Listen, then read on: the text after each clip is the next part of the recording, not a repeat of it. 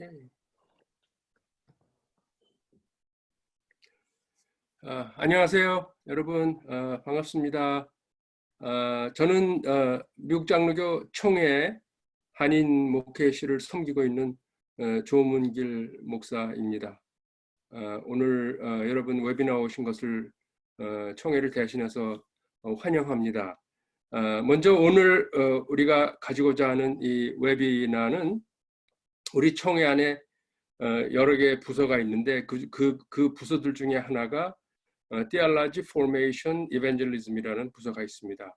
그 부서에서는 미국 장로교 신학과 또 영성에 관련된 부분, 이런 부분들을 교육에 관련된 부분들을 집중적으로 담당하는 부서인데, 그 부서에서 주관을 하고 또한 그 장로교 교육자들 모임이 있는데 그 위원회와 함께 조인트로 주관을 하는 그런 모임입니다. 오늘 웨비나는 녹음이 될 것이고요. 이 녹음이 오늘 웨비나를 다 마친 후에는 오늘 이 모든 녹음된 내용들이, 강의 내용들이 앱시라는 그 교육자들, 북미에 있는 장로교 교육자들 모임 그 웹사이트에 띄울 것이고, 또 여러분들에게 이 웨비나를 나중에 또 들을 수 있는 그러한 웹 주소도 여러분들에게 또 나가게 될 겁니다. 오늘 먼저 제가 시작하기 전에 소개를 부탁을 받았는데, 우리 존 목사님 제가 먼저 소개해 드리겠습니다. 유지훈 목사님, 한국 이름으로, 그리고 영어 이름은 존 유 목사님이십니다. 현재 그 덴버에 있는, 콜로라도 덴버에 있는 참빛 장로교회에서 영어권과 한어권을 같이 담당하고 계시고요. 물론 그러니까 바이링걸, 완벽한 바이링걸을 하시고, 또 존 목사님 스스로가 이렇게 한어권과 영어권 1세와 2세의 그 브리지 빌더의 그런 그 하나님의 소명을 갖고 계십니다. 개인적으로 우리 존 목사님 잘 알고요. 존 목사님은 우리 장로교 안에 잉글리시 미니스트리, 영어 목회 그 모임이 있는데 그 모임의 리더 중에 한 분으로도 또 수고하고 계십니다. 우리 존 목사님 11살 때 이민 오셨습니다. 아버님도 미국 장로교 목사님이시고요.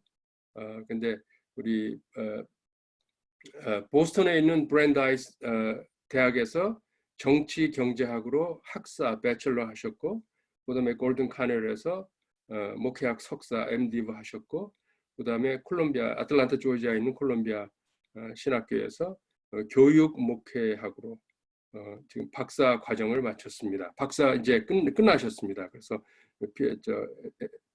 닥터 하셨고요. 그다음에 사모님과 함께 자녀 세 분이 덴버에서 아주 재미나게 사시고 또 목회도 하시고 그렇게 하십니다. 그래서 오늘 앞으로 거의 1시간 동안 우리 존유 목사님께서, 유지훈 목사님께서 이 웨비나를 인도해 주시고 있습니다. 오늘 귀하고 복된 의미 있는 좋은 배움의 시간이 될 수 있기를 기도합니다. 감사합니다.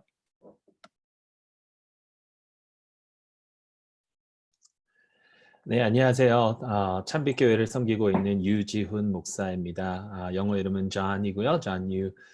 존유이고요. 이렇게 여러분들과 함께 웨비나를 나눌 수 있도록 마련해 주신 이 미국 장로교회 그 스테파니 프리츠를 비롯한 크리스천 포메이션 오피스, 그리고 아까 조문길 목사님께서 말씀하신 것처럼 장로교 기독교 교육자 연합이 있습니다. Association of Presbyterian Christian Educator이라고, 그 앱시에 또 감사를 드립니다.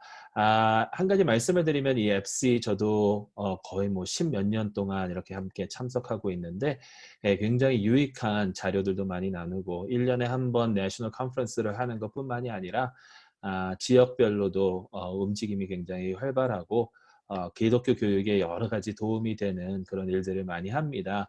좀 한인들이 좀 더 많이 이렇게 참여하면 좋을 것 같아요. 그러면 한인 교회에게도 굉장히 유익하고, 또한 앱시에게도 굉장히 유익한, 서로 뮤추얼하게 이렇게 좀 좋은 그런 일들이 많이 일어날 것 같습니다.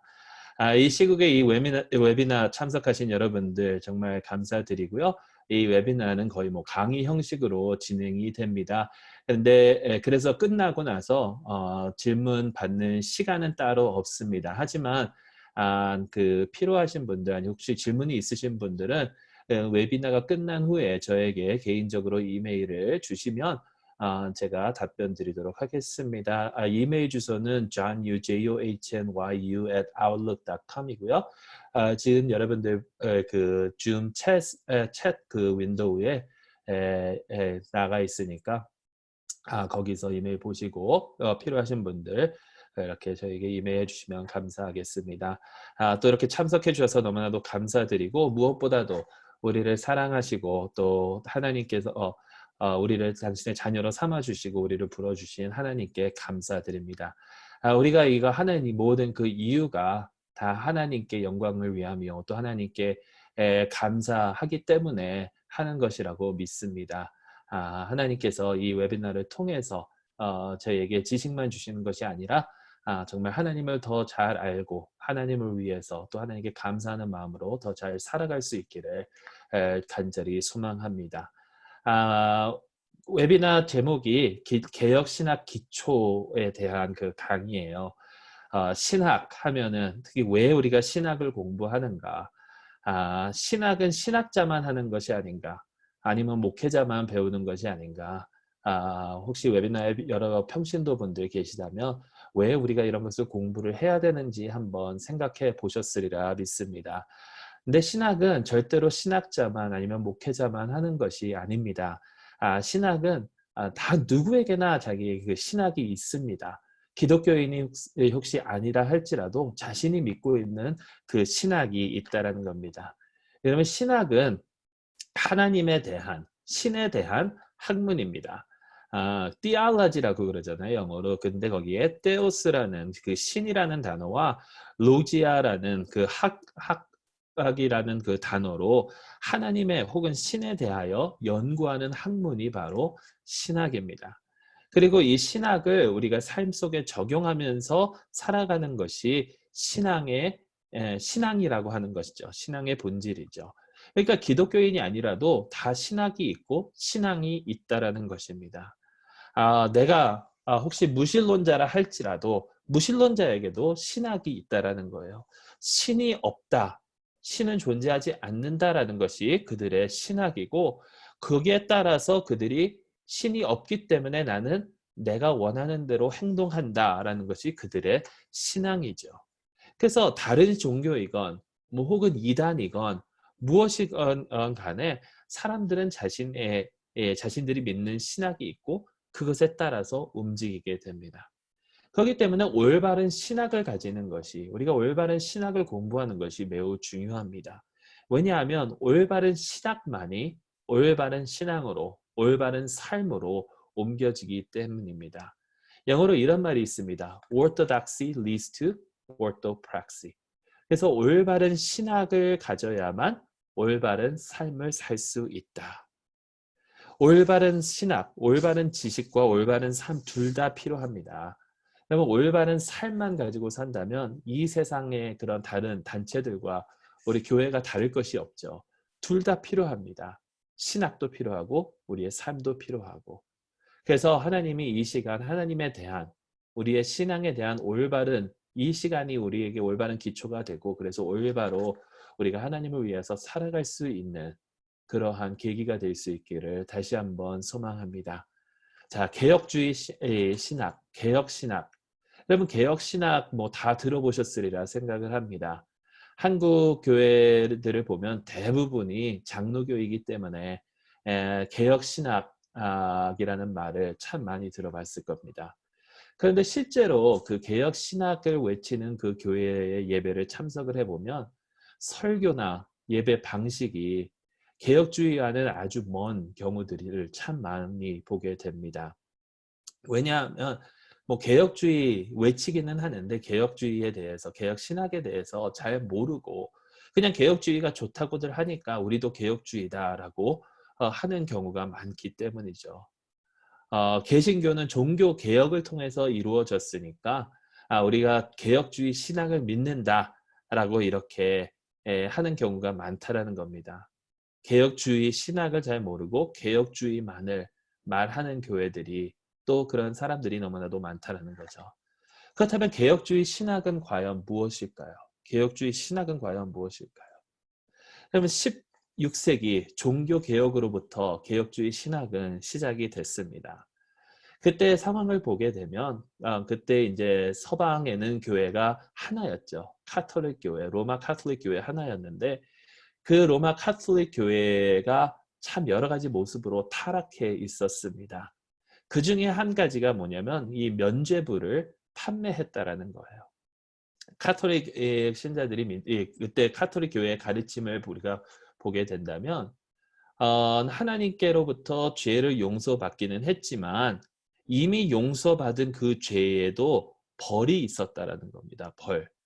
잔벌들이 남아 있었는데 그것을 탕감받기 위해서 현세에서 행하는 속죄인이 보석을 치러야 되는데 이를 일부 또는 전부를 감면해 주는 은사의 증명서가 바로 면죄부였습니다. 다시 말해서 우리가 죽고 나면 천국이나 지옥으로 가는 것이 아니라 믿는 사람들이 죽고 나면 천국에 들어가기 전에 그 죄의 값을 치르고 가야 되는데 만약에 그 자손이나 이런 사람들이 교회에 헌금을 많이 하고 면죄부를 사게 되면 그 시간을 탕감받는다는 그러한 것을 교회에서 가르치면서 교회에서 많은 그런 이득을 착취해 갔다라는 거예요.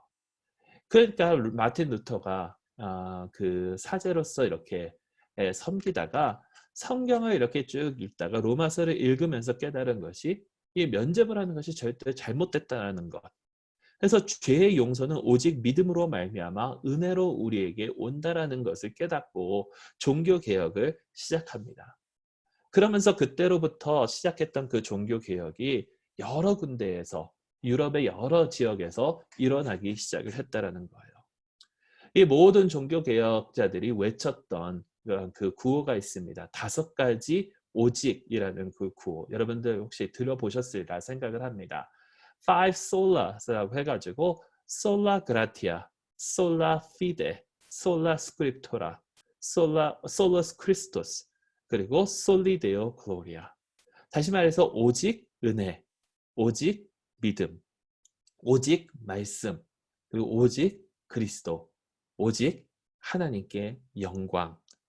이 오직을 외치면서 5가지 오직을 외치면서 이 종교 개혁이 여러 군데에서 일어났는데 크게 그 루터파와 개혁파가 갈리게 됩니다.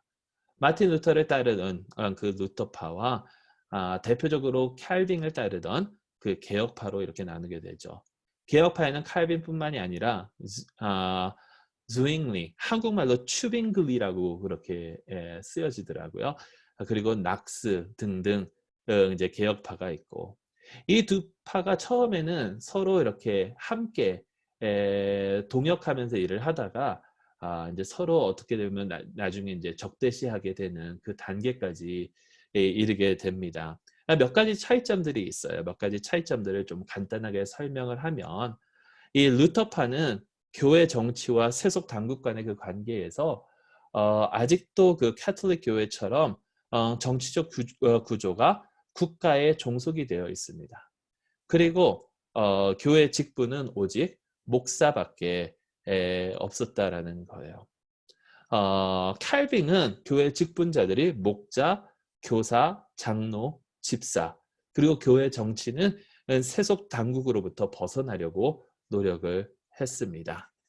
그뿐만이 아닙니다. 성례전에서도 이제 차이점을 보이게 되죠. 둘 다 그 카톨릭 교회가 주장하고 있었던 화채설, transubstantiation이라는 그 화채설을 강력하게 부인하고 정죄했습니다. 이것은 그 떡과 잔을 나눌 때에 그 떡이 실제 그리스도의 몸으로 변하고 실제 그리스도의 피로 변한다라는 그 화채설을 부인을 했고요. 그런데 루터는 공채설, 거기에 그리스도의 몸이 성찬에 현존한다라는 것을 가르쳤고 칼빈은 그리스도께서는 하늘나라에 계시지만 우리는 성만찬을 통해서 성령을 통하여 믿음으로 그리스도와 아주 친밀하게 연합이 돼서 우리가 그분의 살이 되고 또 우리가 그분의 뼈 중에 뼈가 된다라고 가르쳤습니다. 또 하나님을 아는 방법과 이런 구원에 관해서도 조금씩 차이를 보이고 있습니다. 율법에 관해서는 루터는 율법은 우리를 그리스도에게로 인도하는 몽학 선생 갈라디아서 3장 24절 말씀을 인용해서 율법을 통해서 우리는 죄인 것을 알게 되고 죄에서 우리가 용서를 받으면 그 다음에 율법은 아무런 소용이 없다. 별 필요가 없다라고 가르쳤고요. 칼빈은 우리는 하나님에 대해서 은혜로 알게 되고 하나님의 위대하심을 알면 우리 스스로가 죄인인 것을 깨닫게 되고 또 은혜로 말미암아 구원을 받고 나면 이 율법이 우리로 하여금 구원받은 자들로서 어떻게 살아가야 하는지 이렇게 우리를 가르쳐 준다라고 이야기했습니다. 물론 이 외에도 차이점들이 너무나도 많습니다. 그냥 간단하게 짤막하게 설명을 드린 거고요. 그런데 아까도 말씀드린 것처럼 종교개혁 운동의 그 동역자에서 나중에는 서로를 핍박하는 그러한 모습에까지 이르게 됐다라는 거죠. 참 안타까운 일입니다. 근데 여기서 우리가 얻을 수 있는 교훈이 있는 것 같아요. 그것이 무엇이냐면 하나님에 대한 것이 우리의 삶의 주류가 되지 않고 다른 비류의 것들이 우리의 삶의 주류가 되면 우리는 흔들리게 돼버린다라는 겁니다. 아까 그 외쳤던 5가지 솔라들, 그것이 주가 되었다가 그거에 더 이상 아니고 자신들의 그 야망이 주가 되었기 때문에 이렇게 서로를 핍박하고 그러지 않았는가 생각을 해보게 됩니다. 그래서 중요한 것이 있습니다. 그 중요한 것이 바로 우리 어떻게 보면 개혁주의 신학의 그 사상인 것 같아요. 그게 뭐냐면 계속해서 개혁은 이루어져야 된다는 것입니다. 개혁주의는 이것이다 딱 정해놓고 그것에서 불변하는 그런 영구적인 것을 가르치는 그 신학이 아닙니다. 계속해서 개혁해 나아가야 됩니다. 이런 말이 있습니다. 제가 목회자 그 후보생이었을 때 이 개혁주의에 대해서 설명을 하라 그 목회 후보 관리하는 COPM에서 이렇게 얘기했었을 때 이런 얘기를 했어요. We are reformed and always reforming. 우리는 개혁을 했고 계속해서 개혁해 나아간다. 라고 하니까 그 위원회의 어떤 분이 잘못됐다라고 그러더라고요. 근데 왜 잘못됐다라고 그분이 그러셨냐면 always reforming, 개혁해 나아간다가 아니라 always being reformed, 계속해서 개혁되어 나아간다. 하나님께서 우리를 계속해서 개혁시켜 주신다라고 이렇게 설명을 해 주시더라고요. 예, 조금 후에 좀 더 깊이 나누겠지만 우리는 하나님께서 우리를 개혁시켜 주셨고 또 계속해서 개혁시켜 주시고 계신다라는 것을 믿고 나아가는 그러한 신앙을 우리는 고백하고 있습니다. 여러분 또 이 차원에서 한 가지 더 말씀드리면 장로교의 그 헌법이 우리 미국 장로교의 헌법이 책 2권으로 되어 있는 것 여러분들 다 아실 것입니다. 근데 우리가 흔히 장로교 헌법하면 규례서만을 이렇게 생각을 하는데 규례서는 헌법의 제2권입니다. second book이에요. 헌법의 제1권은 바로 신앙 고백서입니다. 신앙 고백서. 근데 이 신앙 고백서에는 다음이 담겨져 있습니다. 니케아 신경, 사도 신경, 스코틀랜드 신앙 고백, 하이델베르크 요리문답, 제2 헬베딕 신앙 고백, 웨스민스터 신앙 고백, 소요리 문답, 대요리 문답, 바르멘 신학 선언, 1967년 신앙 고백, 벨하 신앙 고백, 그리고 미국 장로교 간추린 신앙 고백, 이렇게 여러 가지 신앙 고백서들이 포함이 되어 있어요. 근데 이 책은 끝난 것이 아닙니다. 계속 열려 있습니다. 왜냐하면 하나님께서는 불변하시지만 시대는 변해가고 있으니까. 하나님께서는 바뀌시는 분이 아니시지만 우리가 살아가는 시대는 바뀌고 이 하나님의 말씀을 우리가 받아들여서 우리의 삶에 적용시키는 그 방식은 계속해서 변해가고 있으니까. 여러분 우리가 예배를 드릴 때 뭐 이런 차이점들을 많이 얘기합니다. 특히 한인교회로서 미국에 있는 한인교회로서 저도 조문기 목사님께서 말씀하신 것처럼 이제 콜롬비아 신학교에서 기독교 교육 이제 박사학위를 이제 마치게 되었는데 제 마지막 논문이 이중언어에 대한 이중언어 예배에 대한 논문이었어요. 이중언어 예배를 논하면서 여러 가지를 찾아보니까 대부분의 한국 교회들이 한인 교회들이 또 동양 교회들이 아직도 그 서구적인 예배를 드리고 있다라는 거예요. 그러면서 아직 개발되지 않은 것이 무엇이냐면 에이시안 아메리칸 월십이 아직 개발이 되지 않았다라는 그런 의견들을 많이 이 신학학자들이 내더라고요. 예, 그것은 개발해 나아가야 될 부분이라고 생각을 합니다.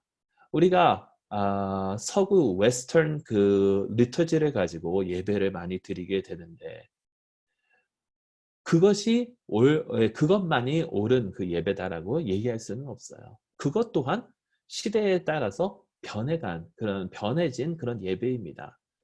사실 우리가 1세기 팔레스타인식으로 예배를 드리지 않고 있지 않습니까? 그러니까 이것은 무슨 말이냐면 우리가 계속해서 하나님의 뜻에 대해서 하나님의 방식에 대해서 우리의 삶에 적용을 할 때에 그것이 우리의 삶에 어떻게 적용이 되는지 이것은 시대적으로 계속 변해가고 있기 때문에 계속해서 개혁되어 나아가야 된다라는 거예요. 이렇게 계속 개혁되는 것이 개혁신앙이고 개혁신학의 모습입니다. 흔히 개혁신학 얘기하면 칼빈주의, 튤립 얘기 많이 하죠. 예, 개혁신학의 중요한 요소 중에 하나라고 볼 수가 있겠죠. 그런데 개혁신앙은 그것보다 훨씬 더 크고 넓다라는 것입니다. 여러분, 우리는 제한적이기 때문에 우리는 시간으로부터 제한을 받고 공간으로부터 제한을 받고 여러분 여러 가지 그런 것들로 인하여 제한을 받기 때문에 우리는 하나님에 대해서 알 수 있는 것이 매우 제한적입니다. 그렇지만 그것은 진리는 진리입니다. 하지만 하나님께서는 그것을 다 초월하시는 분이시잖아요. 우리가 하나님에 대하여 다 이해는 할 수 없지만 하나님께서 우리에게 알려주시는 것, 우리에게 보여주시는 것, 우리에게 말씀해 주시는 것을 알고 그것을 통해서 계속해서 개혁되어져야 한다라는 것입니다. 제가 신학교를 다니면서 어느 교수님 중 한 분이 가장 많이 인용하셨던 그 말씀이 있으세요. 그게 뭐냐면 그 우리가 신학생들이 어려운 질문할 때 별로 대답을 하고 싶지 않으시면 항상 신명기서 29장 29절 말씀을 인용을 하시더라고요. 그게 뭐냐면 감추어진 일은 우리 하나님 여호와께 속하였거니와 나타난 일은 영원히 우리와 우리 자손에게 속하였나니 이는 우리에게 이 율법으로 모든 말씀을 행하게 하심이니라. 그분은 그냥 농담 반 진담 반으로 이렇게 항상 이 말씀을 말씀하셨지만 거기에는 굉장한 진리가 있습니다. 우리가 알 수 있는 것, 그것은 우리가 계속해서 공부하며 나아가야 되고 계속해서 개혁해 나아가야 되지만 우리는 제한적이라는 것을 인정하고 하나님에 대해서 다 알 수 없다는 것을 인정하고 그러면서 나아가야 된다는 거예요. 이것이 바로 개혁주의 신학의 그 정신이요 모습이 아닌가 그런 생각을 해봅니다. 자, 이렇게 여러 가지 말씀을 드렸는데요. 이제 조금 구체적으로 이 신학에 관해서 개혁주의 신학에 관해서 좀 말씀을 한번 나누고자 합니다. 몇 가지 중요한 핵심적인 그런 교리를 좀 나누고자 해요. 근데 아까 그 말씀드렸던 그 5가지 솔라를 인용해서 좀 말씀을 드리면 어떨까 생각을 해봅니다. 솔라 스크립토라 오직 말씀, 솔라 그라티아 오직 은혜, 솔라 피데 오직 믿음, 솔로스 크리스투스 오직 그리스도, 그리고 솔리데오 글로리아 오직 하나님께 영광인데 이 5가지 솔라를 좀 반대 순서로 먼저 하나님께 영광 그리고 하나님의 주권에 대해서 좀 설명을 드리고자 합니다. 하나님의 주권과 하나님의 영광, 주권과 영광. Sovereignty of God and the glory of God. 그러면 제가 이 웨비나를 인도해 줄 수 있겠느냐라는 그 제안을 받았을 때 이 개혁신학 기초에 대해서 이제 좀 생각을 해보면서 가장 먼저 떠올랐던 그 토픽이 뭐냐면 바로 이 하나님의 주권입니다. 하나님의 주권. 여러분 하나님의 그 통치 안에서 모든 것이 이루어진다라고 우리 개혁주의 신학은 외치고 있습니다. 하나님의 주권과 통치 안에서 모든 것이 이루어진다. 어떻게 보면 이해하기 힘든 부분일 수도 있어요. 하지만 또한 가장 중요한 부분이기도 합니다. 하나님의 통치 밖에서는 아무것도 이루어지지 않는다. 참새 두 마리가 한 아사이온에 팔리지 않느냐 예수님께서 말씀하시죠. 그러나 너희 아버지께서 허락하지 아니하시면 그 하나도 땅에 떨어지지 아니하리라. 마태복음 10장 29절 말씀입니다. 한 아사이온, 영어로 보니까 원 펜이라고 설명을 했더라고요. 그러니까 전에 뉴욕의 메트로폴리탄 뮤지엄에 이제 방문을 했었을 때 그때 로마 시대에 관한 그 전시가 이루어지고 있었어요. 거기에 그 로마 시대에 통용되고 있었던 그런 동전들이 이렇게 있는데 지금 우리가 그 미국 화폐 중에 그 1센트 그 동전 그것보다도 더 보잘것없고 더 초라하고 정말 아무런 쓸데없는 그런 가치를 가졌던 것이 이 아사이온이더라고요. 참새 두 마리, 이 하찮은 두 마리가 이 한 아사이온이면 정말 이 참새 두 마리는 아무런 가치가 없다라는 거예요. 그런데 이렇게 가치 없고 값없는 이 참새 두 마리도, 참새 한 마리도 하나님께서 허락하지 아니하시면 땅에 떨어지지 않는다라는 거. 이 세상에 그 어떤 하찮은 것조차라도 아주 작은 것이라 할지라도 오로지 하나님의 주권에만, 하나님의 그 통치 안에서만 이루어진다라는 겁니다. 통치 밖에서는 아무것도 이루어지지 않는다라는 것. 여러분 이렇게 얘기를 하면 몇 가지 의의를 사람들이 이의를 제기하게 되죠. 그렇다면 우리에게 자유의지가 없느냐라는 그 말씀입니까? 그렇다면 죄마저도 하나님의 그 주권 안에서 이루어지는 것이냐? 또 요즘 특히 많이 사람들이 던지고 있는 질문은 지금 이 시국을 이렇게 만든 이 코로나 바이러스조차도 하나님의 뜻이냐? 라는 이런 질문들을 많은 사람들이 던지게 돼요. 여러분 이것을 이해하려면 몇 가지 이제 저희가 생각해 봐야 되는 것들이 있는데 첫째로 우리가 하나님의 뜻을 이야기할 때 크게 두 가지로 우리가 설명을 할 수 있다는 거예요. 그게 뭐냐면 하나님의 절대적인 뜻과 하나님께서 허용하시는 뜻, 하나님의 absolute will과 하나님의 permissive will을 우리는 차이를 두고 봐야 된다는 거예요. 아담과 하와가 선악과를 따먹은 것이 하나님의 절대적인 뜻입니까? 라고 물어보면 절대로 아닙니다. 하나님께서는 아담이 그것을 따먹지 말라라고 말씀하셨어요. 그래서 죄 자체는 하나님의 뜻이 아니에요. 그렇지만 하나님께서 이것을 다 허용은 하셨다라는 겁니다. 허용을 하셨다라는 거예요. 여러분 우리가 섬기는 하나님은요. 꼭두각시를 놀리는 그러한 분이 아니십니다. 우리가 꼭두각시 마냥 혹은 프로그램이 된 그 로봇 마냥 하나님의 뜻대로만 하나님의 이 절대적인 뜻대로만 움직이는 존재들은 아니라는 거예요.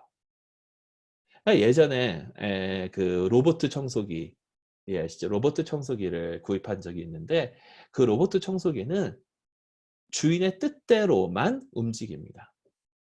프로그램 할 수가 있잖아요. 몇 시에 일어나서 이 방을 청소하라. 그러면 거기서 그 시간에 일어나 그 방을 청소하기만 해요. 절대적으로 자기의 의지대로 움직이지를 않는다는 거예요. 그것이 하나님께서 우리를 그렇게 컨트롤하시는 분은 아니시다라는 겁니다.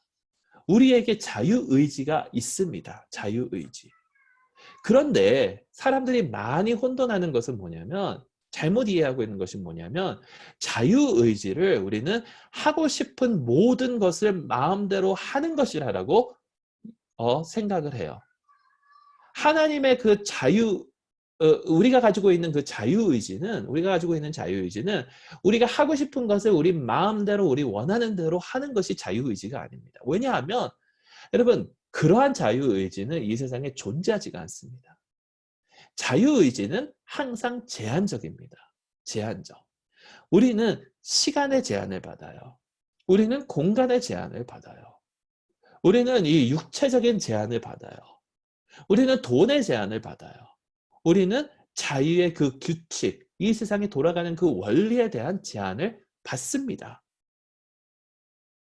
우리는 이 3dimension, 이 3차원의 세계에서 사는 자들이기 때문에 4차원의 세계를 볼 수도 없고 꿈꿀 수도 없고 거기에 살 수도 없는 존재들이에요. 이렇게 제한을 받습니다.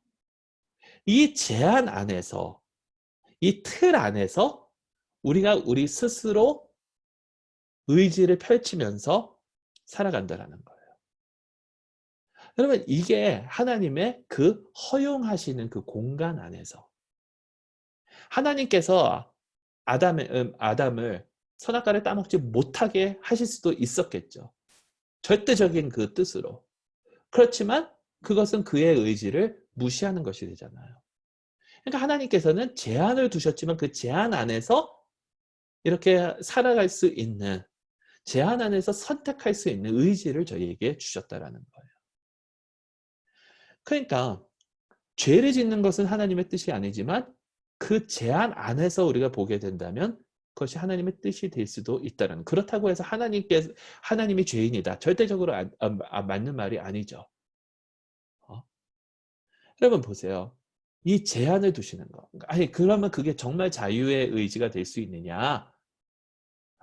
근데 여러분 이게 이 제한이 우리는 제한 안에서밖에 갈 수가 없고 이 제한이 은혜이고 사랑이다라는 거예요. 제한이 은혜이고 사랑이다라는 거.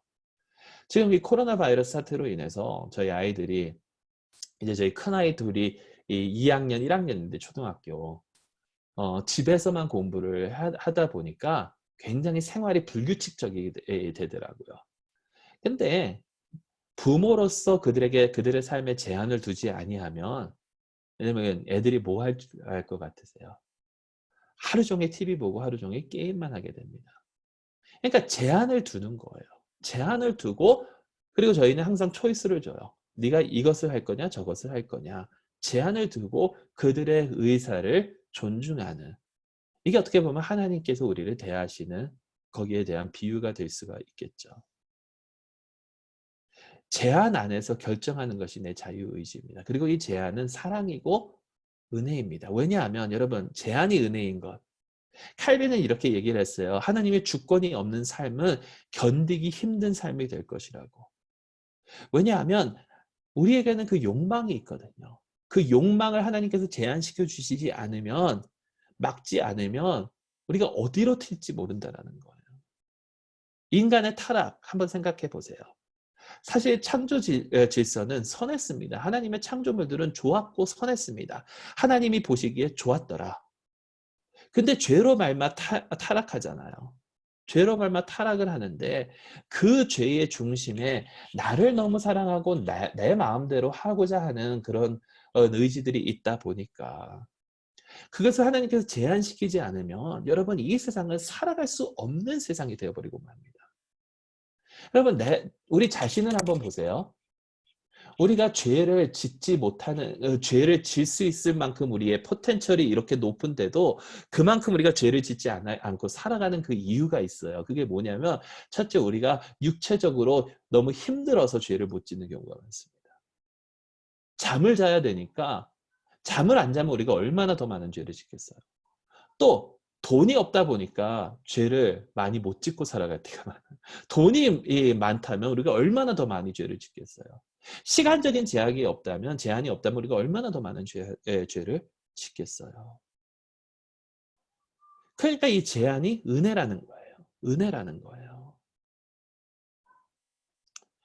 제한이 없으면 이 세상은 살지 못하는 그런 존재가 돼버리고 만다라는 겁니다. 그러니까 하나님의 뜻 안에서, 하나님의 이 허용하시는 그 섭리 안에서, 주권 안에서, 통치 안에서 모든 것이 움직이는데 그 가운데서 우리는 어떨 때는 하나님의 뜻을 따르고 어떨 때는 하나님의 뜻을 어기고 살아간다. 근데 그렇지만 이 모든 것은 하나님의 통치 안에서 이루어진다.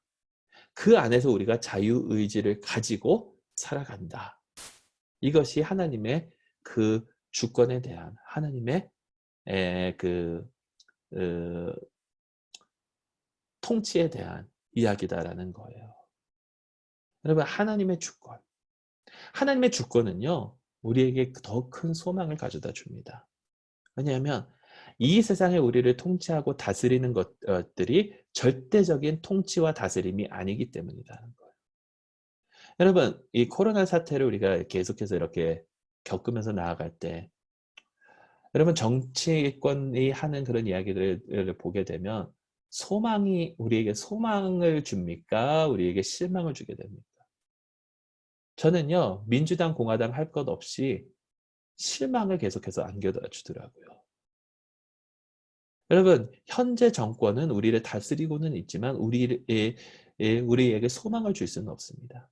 그런데 하나님의 주권을 우리가 생각해보면, 하나님의 주권을 인정하면 지금 우리를 현실적으로는 다스리고 있지만 실질적으로 진정으로 우리를 다스리는 분은 하나님이시라는 것을 깨닫게 된다는 거예요.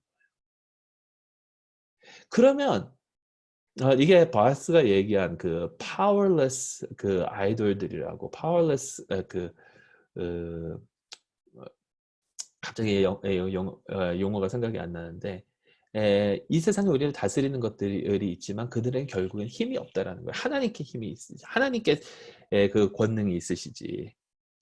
그래서 이런 말을 이렇게 들었어요. 제클린 그랜트라는 분이 쓴 책 중에 White Women's Christ and Black Women's Jesus, 백인 여자의 그리스도와 흑인 여자의 예수님. 거기에 보면 이 제클린 그랜트가 이런 말을 하더라고요. When black women call Jesus Lord, they're saying the slaveholders isn't.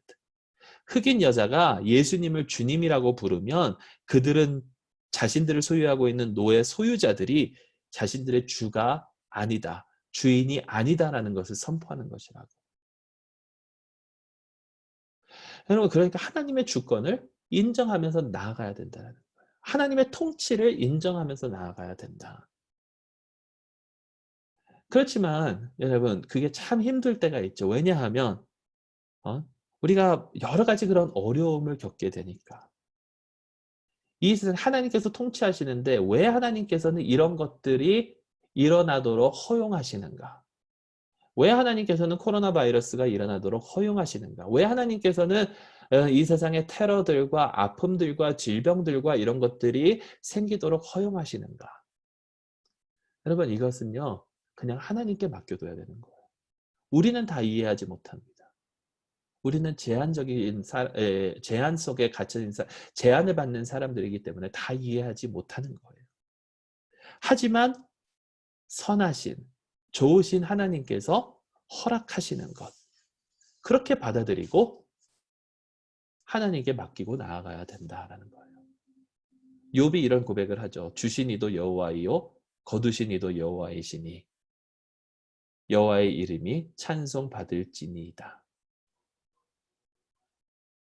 이 모든 것을 하나님의 주권을 인정하고 하나님의 영광을 위해서 우리는 살아간다라는 것, 하나님의 통치 안에 모든 것이 이루어진다라는 것을 우리는 믿고 의지하며 나아가야 된다.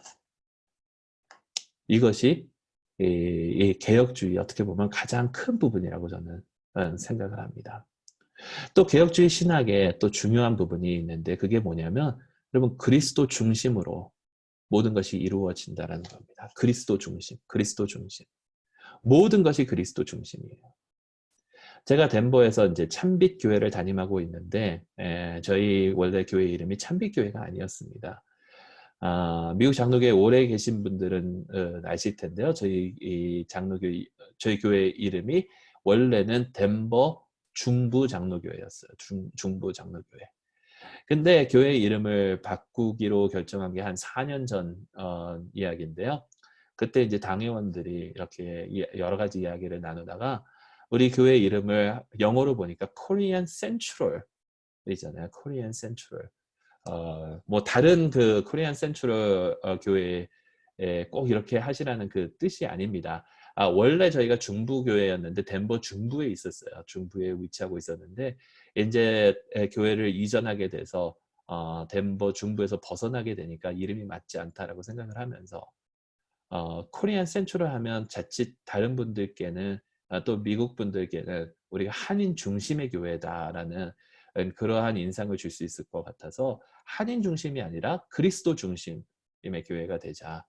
그래서 크라이스트 센트럴이라는 그 이름을 생각을 해봤습니다. 그런데 이제 다른 교회가 그리스도 중앙교회가 여기에 이미 있었기 때문에 그리스도께서 어떻게 묘사되셨는가 성경을 이렇게 쭉 보게 되다가 저희 당회원들에게 참빛으로 이 세상에 오신 주님, 이것이 너무나도 마음에 와닿아서 참빛교회로 이름을 바꾸기로 했어요. 여러분, 모든 것이 그리스도 중심으로 이루어진다는 것입니다. 지난주 그 렉셔너리를 그 성구 정과를 따르시는 교회들은 봤을 텐데 복음서 말씀이 엠마오로 가는 제자들에 대한 이야기예요. 그때 예수님께서 그 제자들 가운데 나타나셔서 하셨던 말씀이 모세와로부터 시작해서 모든 율법과 선지자들이 누구를 가리키고 있냐면 예수 그리스도를 가리키고 있다. 모든 말씀이 예수 그리스도를 가리키고 있다. 여러분, 예수 그리스도 중심의 신앙이 이 개혁주의의 신앙입니다. 모든 것은 예수 그리스도로 말미암아. 구약에서는 어떻게 구원을 받았을까요? 구약에서 구원도 예수 그리스도로 말미암아. 앞으로 오실 예수 그리스도를 믿음으로 말미암아. 창세기 15장 6절에 아브라함이 여호와를 믿으니 여호와께서 이를 그의 의로 여기시고, 여호와에 대해서 무엇을 믿었습니까? 하나님께서 약속하신 것을 이루어 주시는데, 그러면서 하나님께서 보여주신 것이 있어요. 아브라함과 약속을 하셨는데, 상속자에 대한 약속을 하셨는데, 그 다음 이야기가 뭐냐면 아브라함이 짐승을 둘로 쪼갭니다. 쪼개고 거기에 놨는데 그 중간으로 무엇이 지나갔냐면 하늘에서 온 그 하나님의 임재를 상징하는 불이 지나갔어요. 사실 이것은 언약을 만들 때 그 시대 사람들이 사용했던 그 방식입니다. 언약을 만들면서 짐승을 쪼개놓고 그 사이로 걸어가게 되면 그 사이로 걸어가는 사람이 무엇을 의미하냐면 내가 만약에 언약을 지키지 않으면 내가 이 짐승들처럼 쪼개진다. 내 몸이 쪼개진다. 근데 그 사이를 아브라함이 지나간 것이 아니라 하나님께서 지나가셨다는 거거든요. 하나님께서 지나가셨다는 것은 만약에 이 약속이 아브라함 너에게 주는 이 언약이 이루어지지 아니하면 내가 몸이 찢어지겠다. 누가 그 언약을 파괴하든지 간에. 근데 파괴한 것은 우리잖아요. 인간이잖아요. 하나님의 언약을 파괴한 것은. 그런데 예수님의 몸이 십자가 위에서 찢겨지셨잖아요. 아브라함은 그것을 통해서 하나님의 신실하심을 믿은 거예요. 예수님께서 이루어 주실 것이라는 것을. 예수 이름 밖에 다른 이름을 주신 적이 없다라고 성경은 전하고 있잖아요. 모든 것이 예수님을 통해서 이루어집니다. 여러분, 다른 종교들과 다른 그 종교 리더들을 보면요, 그들이 가르친 것은 자신들이 나아가는 길을 가르쳤고요, 진리를 가르쳤고요, 또 생명의 방법을 가르쳤어요. 사는 방법을. 그런데 예수님께서는 당신께서 곧 길이요 진리요 생명이라고 말씀하시지 않습니까? 모든 것이 예수님을 통해서, 모든 것이 예수님을 통해서. 여러분, 천지창조도 예수님을 통해서고요, 또 구원도 예수님을 통해서고, 우리를 보존하시는 것도 예수님을 통해서입니다. 요한복음 1장에 요한복음 1장에 이렇게 시작을 합니다. 태초에 말씀이 계시니라. 이 말씀이 하나님과 함께 계셨으니 이 말씀은 곧 하나님이시니라. 그가 태초에 하나님과 함께 계셨고 만물이 그로 말미암아 지은 바 되었으니 지은 것이 하나도 그가 없이는 된 것이 없느니라. 그 안에 생명이 있었으니 이 생명이 사람들의 빛이라. 여기서 말하는 이 말씀, 요한이 얘기하고 있는 이 말씀은 헬라어로 로고스입니다. 로고스. 근데 헬라 사상에서는 이 로고스가 뭐냐면 이 세상이 움직이고 있는 여러 가지 방법으로 움직이고 있는데, 조화롭게 움직이고 있는데 그것을 중간에서 조절하는, 통치하는, 그게 로고스라고 믿었어요. 이것을 이용해서 요한은 그게 바로 예수님이다. 그리고 또 유대인들에게는 말씀, 하나님의 이 말씀이 바로 예수님이다 라고 하면서 모든 것이 예수 그리스도로 말미암아 이루어지고 있다는 것을 전하고 있었다라는 거예요. 그리고 그가 우리를 구원으로 이르게 하시는데 말씀이 육신이 되어 그 우리 가운데 거하심에 우리가 그의 영광을 보니 아버지 독생자의 영광이요 은혜와 진리가 충만하더라. 모든 것이 그리스도 중심. 여러분 우리는 그리스도 중심으로 움직이는 자들입니다. 하나님의 영광, 하나님의 통치를 인정하고 그리스도 모든 것이 그리스도를 통하여 이루어지는 이것이 바로 개혁신학의 핵심이다라는 거예요. 또 그 다음으로 넘어가면요. 우리가 그리스도로 통하여 생활을 하게 되고 구원을 받게 되는데 이것이 우리의 삶에 어떻게 다가오느냐, 우리의 삶에 어떻게 적용이 되느냐. 여러분 이것은 은혜와 믿음으로 말미암아입니다. 오직 믿음, 오직 은혜. Sola fide, sola gratia. 여러분 우리는 믿음으로 말미암아 은혜로 구원을 받습니다. 엄격하게 말하면 은혜로 구원을 받는데 그 구원을 받는 그 도구, 그 인스트루먼트가 뭐냐면 바로 믿음이다라는 거예요. 믿음, 믿음. 여러분 믿음이 뭡니까? 믿음. 참 기독교 용어 가운데 설명하라고 하면 굉장히 힘든 것들이 많아요. 우리가 너무나도 익숙하게 사용하고는 있지만 여러분 믿음은 정말 우리 전부를 거기에 걸 수 있는 의지할 수 있는 그것을 이야기하고 있어요. 이것은요 우리의 머리와 우리의 가슴과 우리의 몸으로 이루어지게 됩니다. 머리와 가슴과 몸으로. 영어로 설명을 하면 cognition, conviction 그리고 commitment예요. 알고 확신하고 헌신해야 되는 거예요. 알고 확신하고 헌신해야 되는 거예요. 머리로 알아야 되고요. 또 가슴으로 알아야 되고요. 몸으로 알아야 된다는 거예요. 몸으로 실천해야 된다는 거예요. 그게 진정한 믿음이라는 거예요. 믿음. 근데 우리가 무엇을 믿고 알아야 되냐면 예수 그리스도로 말미암아 우리가 하나님으로부터 죄 사함을 받고 새 생명을 얻었다는 것을 알고 나아가야 된다는 거예요. 그 예수 그리스도께 모든 것을 의지하며 나아가야 된다는 거예요. 근데 여러분 중요한 것은요. 이 믿음조차도 우리 스스로 하는 게 아니라 하나님께서 우리에게 은혜로 주시는 것입니다. 믿음조차도 우리 스스로가 아니라 하나님께서 우리에게 은혜로 주시는 것.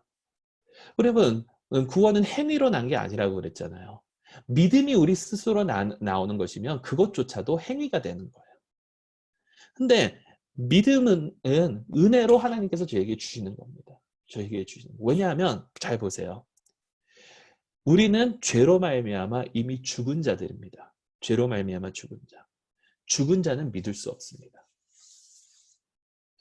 아까 자유의지에 대해서 이야기했는데 우리는 항상 우리가 원하는 것을 선택하면서 살아가요. 제한 안에서. 죄로 말미암아 죽은 자는 죄밖에 선택을 안 한다라는 거예요. 그럼 어떻게 우리가 믿음을 가질 수 있느냐? 선한 것을 믿을 수 있느냐? 의를 가질 수 있느냐? 이것은 하나님의 은혜로 말미암아입니다. 하나님의 은혜로 말미암아. 은혜는 하나님께서 그냥 저희에게 주시는 거예요. 조건 없이. 사실 은혜를 설명하기가 매우 힘듭니다. 왜냐하면 이 세상에 비교해서 설명할 수 있는 것이 그렇게 많지가 않기 때문에. 은혜는 선물입니다. 은혜는 그냥 거저 주시는 겁니다. 내가 뭔가 해서 받는 것이 아니에요. 무언가를 해서 받는다면 그거는 대가를 받는 거지 은혜가 아니에요. 그러니까 내가 믿어서 하나님의 은혜를 받으면 그거는 더 이상 은혜가 아니고 대가입니다. 그런데 하나님께서 은혜로 주셨기 때문에 내 안에서 믿음이 생겼다라는 거예요. 여러분 이거는 참 우리 한인들에게도 동양인들에게는 은혜가 굉장히 힘든 것이라고 하더라고요. 왜냐하면 우리는 항상 갚으려고 하거든요. 여러분 식당에서 누군가에게 식사를 대접하잖아요. 그 사람이 항상 또 대접을 해야 돼요. 받았으면 뭔가 줘야 돼요. 빚졌다고 생각을 하니까. 근데 하나님께 빚진 것은 맞습니다. 그렇지만 내가 그 빚을 갚을 수 있을까요? 아니요. 절대로 못 갚아요. 그러니까 하나님께서 주신 은혜는 그냥 감사합니다라고 받을 수밖에 없어요. 받을 수밖에 없어요. 하나님께서 주신 그 은혜는 나에게 믿음을 선물로 주셨는데 생명을 선물로 주셨는데 그거는 그냥 받을 수밖에 없다라는 거예요. 하나님의 은혜로 말미암아 여러분 우리 가운데 믿음이 생긴다. 그래서 그 믿음으로 우리가 구원을 얻는다. 여러분 이러니 이 하나님의 은혜로 말미암는다라는 것은 결국에는 결국에는 이게 그러면 나는 아무것도 아니냐 이렇게 아니라 하나님의 은혜로 말미암아 구원을 받는다라는 우리에게 큰 격려가 되고 큰 위로가 되는 말씀입니다. 왜냐하면 내가 해야 된다라면 할 수 없어요. 근데 하나님께서 해주시잖아요. 하나님께서 해주시잖아요.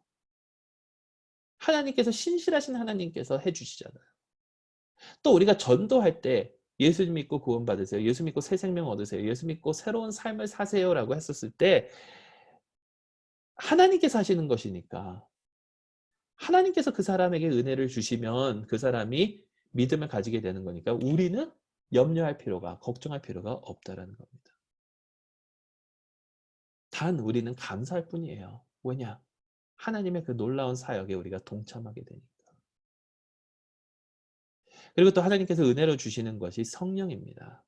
성령. 거듭남, 성령. 성령께서 역사하셔야 우리는 믿고 나아갈 수 있는 거예요. 여러분 우리가 성령 얘기하면 우리가 은사 그런 들 많이 떠오르시는데 여러분 은사의 목적이 뭡니까? 은사의 목적은 그리스도를 증거하는 거예요. 그리스도를 나타내는 거예요. 성령 충만의 삶은요. 그리스도를 우리의 삶 가운데 충만하게 나타내는 거예요. 성령 회방죄라고 그러잖아요. 성령 회방죄 용서받지 못하는 죄. 왜 성령 회방죄가 용서받지 못하는 죄냐면 그리스도께서 역사하고 계심을 인정하지 않는 것이 성령을 인정하지 않고 성령을 회방하는 일입니다. 하나님께서 성령님을 우리에게 은혜로 주실 때에 그 가운데 우리가 믿음이 생겨나고 그리스도를 나타내며 살아갈 수 있다는 것입니다. 조금 더 성령님 이 부분에 대해서는 조금 후에 또 더 나오게 됩니다. 자, 은혜로 하나님 영광, 하나님의 통치와 주권, 그리스도 중심의 삶, 믿음과 은혜로서의 그 삶, 이런 것들을 우리에게 알게 해주는 게 있는데 그게 뭐냐면 말씀과 성례예요. 말씀과 성례전. 이런 것들을 알고 신앙생활을 잘 할 수 있도록 우리를 인도하는 것이 말씀과 성례입니다. 여러분 말씀, 하나님의 말씀은요. 하나님의 말씀은 우리에게 주시는 그 하나님의 말씀은 하나님의 뜻을 하나님에 대하여 우리가 알 수 있도록 해주시는 거예요. 여기에도 초점은 그리스도이십니다. 하나님의 말씀 우리가 흔히 계시라고 하는데 계시는 예수 그리스도의 계시예요. 모든 성경이 다 예수 그리스도를 계시하고 있습니다. 요한계시록도 포함해서 여러분 요한계시록의 주된 목적은 미래에 어떤 일들이 일어나는 것에 대한 것을 쓴 게 아니에요. 물론 그런 계시들도 포함이 되어 있지만 요한계시록 1장 1절에 뭐라고 그랬습니까? 예수 그리스도에 대한 계시다. 이것은 예수 그리스도에 대한 계시예요. 예수 그리스도에 대한 계시. 예수 그리스도에 대한 그 계시를 받으면 여러분 그것이 그 말씀이 우리의 삶의 권위를 가지고 우리의 삶을 조절해 줍니다. 이 말씀은 하나님의 진리예요. 요한복음 17장 17절에 진리로 거룩하게 하옵소서 아버지의 말씀은 진리니이다. 하나님께서 역사하시는 방법이 이 말씀을 통해서 역사하세요. 창조하실 때도 말씀을 통해서 하셨고요. 구원하실 때도 말씀을 통해서 하셨고요. 또 우리를 보존하시는 것도 하나님의 말씀을 통해서 보존해 주신다라는 거예요. 말씀을 통해서 모든 것을 비춰봐야 한다. 그리고 말씀과 함께 주시는 것이 성례와 성찬식입니다. 성례와 성찬식. 그 성례전, 세례와 성찬식. 세례는요, 너희가 회개하여 세례는 지난주의 말씀인데요. 너희가 회개하여 각각 예수 그리스도의 이름으로 세례를 받고 죄 사함을 받으라. 그리하면 성령의 선물을 받으리니 이 약속은 너희와 너희 자녀와 모든 먼데 사람 곧 주 우리 하나님이 얼마든지 부르시는 자들에게 하신 것이라. 여러분 이 말씀은 구원에 대한 순서가 아니라 하나님의 약속이 우리에게 임하는 그 하나님의 방법이 바로 세례를 통해서다라는 거예요. 그리고 성찬식. 성찬식에 대해서는 성령을 통해서 믿음으로 그리스도와 아주 친밀하게 우리를 연합시켜 줘서 우리가 예수님의 살 중에 살이 되며 뼈 중에 뼈가 되게 하는 그 역할을 감당한다. 여러분 성찬식은 너무나도 잘 아시는 것처럼 예수 그리스도의 죽음을 기억하는 것인과 동시에 또한 천국 잔치를 미리 맛보는 것을 의미하고 있습니다. 우리의 믿음을 굳건하게 해주고 우리가 천국 소망을 가지게 해주는 게 성찬식이에요. 함께 먹으면서 서로를 교제하게 해주는 것. 그래서 저는 한국 교회가 조금 더 즐겁게 축제 분위기 가운데 성찬식을 하면 좋을 것 같아요. 너무 예수 그리스도의 죽음에 초점을 맞추는 것이 아니라 둘 다 필요한 거거든요. 둘 다. 둘 다. 이런 것들을 통해서 하나님께서 우리를 이끌어 주시고 보존해 주시는데 거기에 중요한 것이 하나가 있습니다. 아주 important한 그 엘리먼트가 하나가 있는데 그게 뭐냐면 바로 신앙 공동체입니다. 신앙 공동체. 아까 읽은 사도행전 2장을 보게 되면 베드로의 설교로 인해서 이제 교회에 3,000명이 더해지면서 그 다음에 나오는 얘기가 뭐냐면 그들이 어떻게 사랑과 격려를 나누는지. 여러분 하나님께서 천지를 창조하시고 모든 것이 다 좋았는데 아담이 혼자인 게 좋지 않으셨다라고 하셨잖아요. 하나님께서는 그 성삼위일체 그 관계 속에서 항상 계시기 때문에 우리 또한 하나님의 형상대로 지음을 받았기 때문에 서로 교제하면서 생활하게 되어 있습니다. 그래서 교회라는 것, 신앙 공동체라는 것은 이런 교제가 계속해서 이루어지는 곳이에요. 그러면서 서로 격려하고 서로의 필요를 채워주고 나아가는 것. 여기서 중요한 요소가 있습니다. 우리가 흔히 아가페의 사랑을 많이 얘기하잖아요. 아가페. 절대적인 사랑. 근데 구약 성경을 보면요. 여러분 90% 이상이 아가페라는 단어를 사용할 때 어디에 사용을 했냐면 성도가 다른 성도를 향한 그 사랑을 표현할 때 아가페를 써요. 성도가 보여주는 다른 성도에게 보여주는 그 사랑 그게 아가페라는 거예요. 그러니까 우리가 이 커뮤니티가 얼마나 중요한지 몰라요. 얼마나 중요한지. 영어로 you라는 그 단어, 너라는 그 단어들을 보게 되면 90% 이상이 복수입니다. 너희들. 그러니까 하나님께서 부르신 것은 이 교회 안에서 우리가 생활할 수 있도록 신앙 공동체 안에서 생활할 수 있도록 우리를 불러주셨다라는 거예요. 자, 이제 마치도록 하겠습니다. 하나님의 주권으로 선택받아 예수 그리스도를 믿고 그의 지체가 되신 여러분들. 하나님의 은혜에 감사하며 우리는 선한 영향력을 끼치며 살아가야 될 줄로 믿습니다. 하나님에 대한 것을 계속해서 생각하시면서 하나님께서 우리를 계속해서 개혁시켜 주실 것을 기대하면서 그렇게 할 때에 그리스도를 나타내는 삶을 살아갈 수 있을 줄로 믿습니다. 사도행전 2장 47절 말씀에 하나님을 찬미하며 또 온 백성에게 칭송을 받으니 주께서 구원받는 사람을 날마다 더하게 하시니라. 여러분 이러한 삶을 살아갈 수 있는 저 여러분들이 될 수 있기를 바랍니다. 다시 한번 짤막하게 우리가 믿는 개혁신학은요.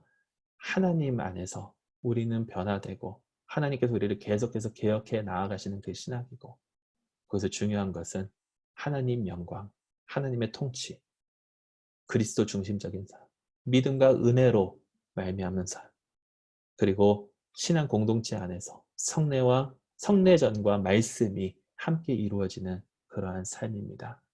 이러한 삶이 여러분 삶 가운데 충만하여 주님께 영광 돌리는 삶을 살아갈 수 있기를 간절히 소망합니다. 우리 잠시 기도하고 마치도록 하겠습니다. 사랑의 하나님 아버지 감사합니다. 비록 짧은 시간 동안 또 너무나도 바빠서 제가 잘 설명하지 못하는 부분도 너무나도 많았으리라 생각을 합니다. 부족한 종의 입술을 통해서 전해진 것들이 아버지 하나님께서 이 웨비나를 참석하신 분들 그리고 이제 앞으로 이 영상을 보실 분들의 마음속에 주님께서 역사하여 주셔서 부족한 부분들을 주님께서 채워주시고 아버지 하나님 정말 주님임을 더욱더 잘 알아가며 주님께 영광 돌리는 삶, 올바른 삶 살아갈 수 있는 저희 모두가 되게 하여 주시옵소서. 감사드리오며 우리 주 예수 그리스도의 이름으로 간절히 기도드리옵나이다. 아멘. 감사합니다. 혹시 질문 있으신 분들, 혹시 제가 잘 설명을 못한 분들이 있다면 johnu@outlook으로 이메일 주시면 되겠습니다. 감사합니다.